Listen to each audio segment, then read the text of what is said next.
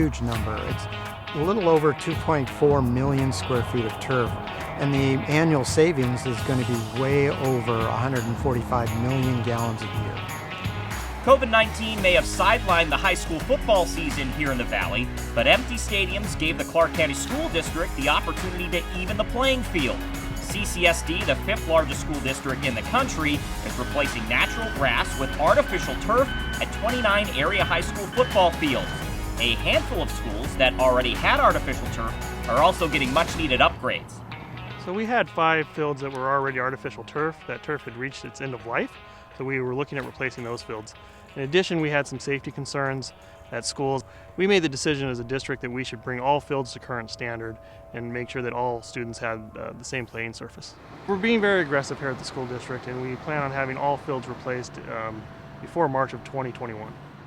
Looking at one high school football field, you see the massive amount of grass that is out here. It equates to hundreds of typical residential yards, and the savings is going to pile up massively and in a hurry. The school district and the community will save 1.2 billion gallons of water over a decade.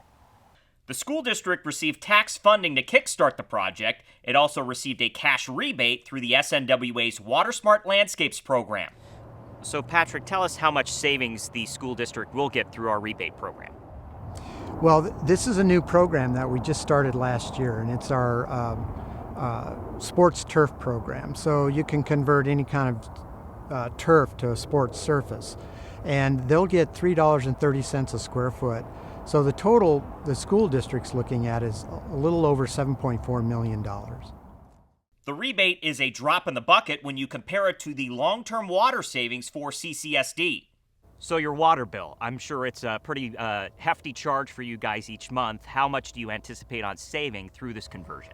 So I'm being told from staff that we'll save approximately $1 million annually in water cost, which is of course dollars that we can put back in the classroom. And that's not the end of the water story for CCSD. The district will continue replacing grass in areas where it's purely aesthetic.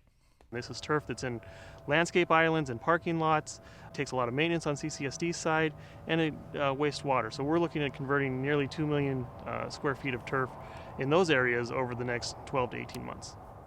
With a massive water and energy footprint in southern Nevada, CCSD developed a new sustainability department focused on the efficient use of natural resources. Grass conversions are just the beginning of the school district's efforts to conserve our community's water. We're going to be reducing about 55 gallons a square foot per field.